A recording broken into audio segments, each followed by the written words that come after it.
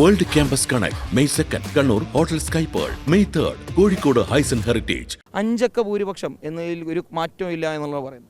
അങ്ങനെയല്ല അവർ പ്രതീക്ഷിക്കേണ്ടത്. അവർ പ്രതീക്ഷ അതല്ല എന്ന് പറഞ്ഞു കഴിഞ്ഞാൽ പിന്നെ എന്താ അതിൻ്റെ അർത്ഥം? അവരങ്ങനെയാണ് പറയേണ്ടത്, അവരങ്ങനെയാണ് പ്രതീക്ഷിക്കേണ്ടത്.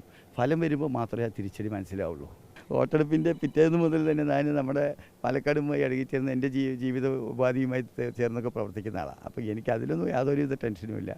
ഗ്യാസിൻ്റെ കാര്യത്തിലൊരു ടെൻഷനുണ്ട്. കാരണം ഒരുപാട് ലക്ഷക്കണക്കിന് ആൾക്കാരുടെ ജീവനോപാധിയാണ് അവരുടെ. അപ്പോൾ അതിൽ വരുന്ന പ്രതിസന്ധി അതൊരു പ്രയാസം തന്നെയാണ്.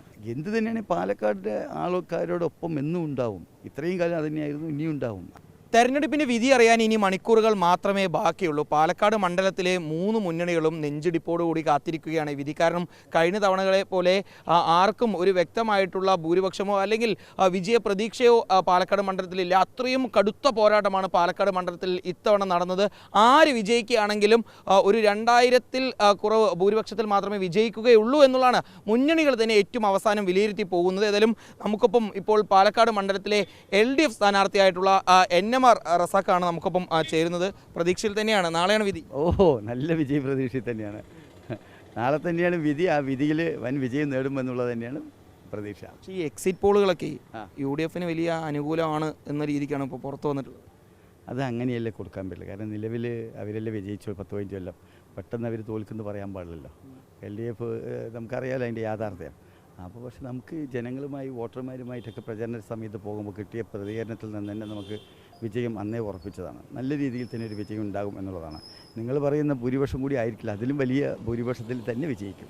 ഈ പാലക്കാട് മണ്ഡലത്തിൽ LDF കഴിഞ്ഞ കാലങ്ങളിലൊക്കെ 3-ാം സ്ഥാനത്തേക്ക് പോകുന്നൊരു സ്ഥിതിയാണ് ഉണ്ടായിട്ടുള്ളത്. പ്രത്യേകിച്ചും 2016-ലും 2021-ലും ഒക്കെ. ഇത്തവണ 3-ാം സ്ഥാനത്ത് നിന്ന് കരകയറാനാണോ ശ്രമം? 3-ാം സ്ഥാനത്ത് നിന്ന് കരകയറിയാൽ 1-ാം സ്ഥാനത്തേക്ക് എത്തുക. അപ്പോൾ 1-ാം സ്ഥാനത്താണല്ലോ നമ്മൾ വരുന്നത്.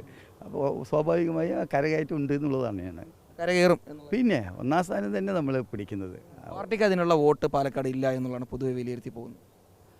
അങ്ങനെയില്ല. പാർട്ടിക്ക് മുൻപ് ഇവിടെ MLA ഇല്ലാതിരുന്നിട്ടില്ലല്ലോ. പാർട്ടിക്ക് ഒരു ബേസ് വോട്ട് എപ്പോഴും ഉണ്ട്. അതിന് ശേഷം മറ്റ് അനുകൂല ഘടകങ്ങൾ ഒരുപാട് പ്രാവശ്യമുണ്ട്. ഒരുപാട് അനുകൂല ഘടകങ്ങളുണ്ട്. ഞാനതൊരു രാഷ്ട്രീയം പറയേണ്ട എന്ന് പറഞ്ഞുകൊണ്ട് പറയാതായിരിക്കണം. നല്ല അനുകൂലമായ ഒരുപാട് ഘടകങ്ങളുണ്ട്. പിന്നെ ഒരു പൊതു നിലപാട് വെച്ചാണ് വോട്ട് ചോദിച്ചത്. സ്ഥാനാർത്ഥി എന്ന നിലയ്ക്കും പാർട്ടിയും അങ്ങനെ ഒരു പൊതു നിലപാട് വെച്ചാണ്. മറ്റു ആരെയും പ്രീണിപ്പിച്ചോ ആരോടെങ്കിലും സന്ധി ചെയ്തോ അല്ല ഒരു വോട്ട് ചോദിച്ചത്. നമ്മളുടെ പൊതു നിലപാട് ഇന്നതിനാണ് വോട്ട് ചെയ്യുക. ഏറ്റവും പ്രധാനമെന്ന് പറയുന്നത് ആൾക്കാർക്ക് അവരുടെ അയൽവക്കക്കാരും ജയിച്ചു വരിക എന്നുള്ളൊരു ഫീലുണ്ടല്ലോ. നാട്ടുകാരനായത് ഒരു ഗുണമായി തെരഞ്ഞെടുപ്പിൽ.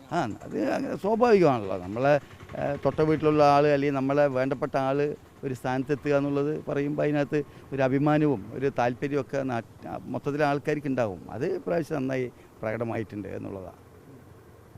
പക്ഷേ പൊതുവെ ഇപ്പോൾ ഒരു പൊതു വിലയിരുത്തൽ വരുന്നത് കേരളത്തിൽ ഒരു ഭരണമാറ്റം ഉണ്ടാകുമെന്ന രീതിയിലാണ്. അങ്ങനെ പ്രതീക്ഷിക്കുന്നുണ്ട് NMR സാർ?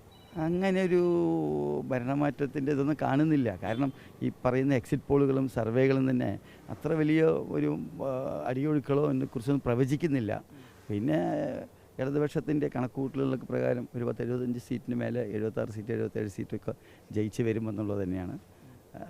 പിന്നെ നമ്മളൊന്നും കാണാത്ത അടിയൊഴുക്കൾ ഉണ്ടോ എന്നുള്ളത് ഫലം വരുമ്പോഴേ അറിയുള്ളൂ. ഈ പ്രതീക്ഷ എന്ന് പറയുന്നത് ഈ BJPക്കെതിരായിട്ടുള്ള ആരോപണങ്ങളും ഈ കോൺഗ്രസിനകത്തുള്ള വിഭാഗീയതൊക്കെ തന്നെയാണോ പ്രതീക്ഷ? ഈ 5000-ലേക്ക് ഭൂരിപക്ഷം വരും അല്ലെങ്കിൽ 2000-ൽ കൂടുതൽ ഭൂരിപക്ഷം ഉണ്ടാവും എന്നൊക്കെ പറയുന്നത്?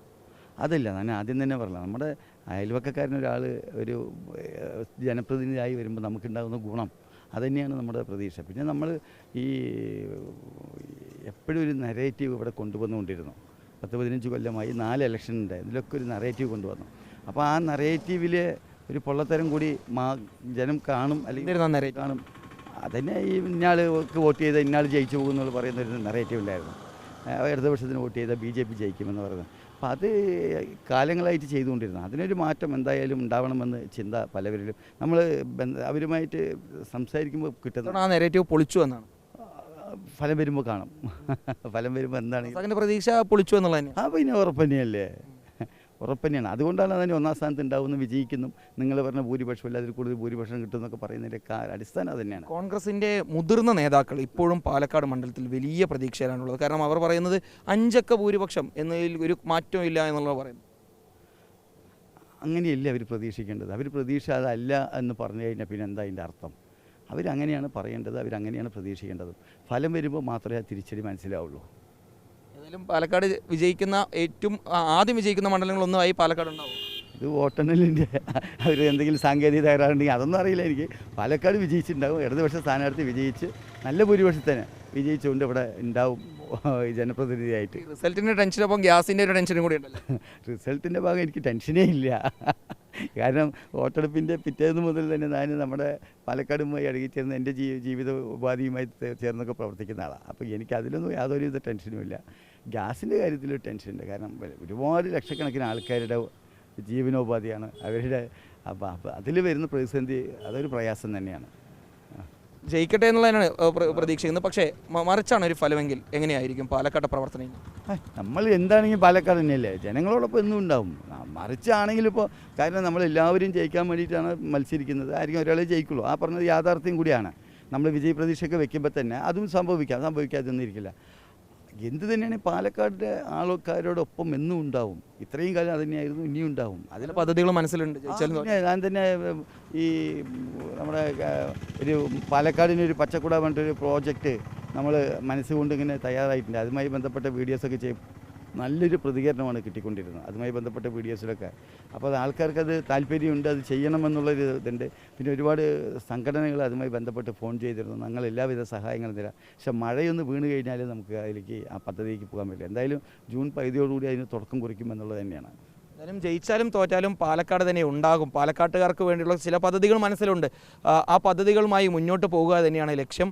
വിജയിച്ചാൽ MLA ആയി ഈ പദ്ധതികളെല്ലാം നടത്തും. അതല്ലെങ്കിൽ പാലക്കാട്ടുകാരനായി ഒരു പൊതുപ്രവർത്തനമായി തുടരുമെന്ന്. വിജയിച്ചാലും നമുക്ക് ചുറ്റുമുള്ള ആൾക്കാരുടെ സഹായം വേണം. വിജയിച്ചില്ലെങ്കിലും ചുറ്റുമുള്ള ആൾക്കാർ വിജയിച്ചാൽ ഒന്നുകൂടി സർക്കാർ സഹായം കുറച്ച് കൂടുതൽ കിട്ടും. വിജയിച്ചില്ലെങ്കിൽ നമ്മൾ എല്ലാവരും കൂടി നിന്ന് ചെയ്യുക. നിങ്ങളടക്കം ഉണ്ടാവണം കേട്ടോ, പത്രക്കാരടക്കം ഇതിനകത്ത് ഉണ്ടാവണം. ഇതാണ് പാലക്കാട് LDF സ്ഥാനാർത്ഥികളുടെ NMR റസാഖിൻ്റെ പ്രതീക്ഷ. വീഡിയോ ജേർണലിസ്റ്റ് വിനൂസിക്കൊപ്പം റിപ്പോർട്ടർ ഇക്ബാൽ ആർക്കലീൻ, റിപ്പോർട്ടർ പാലക്കാട്.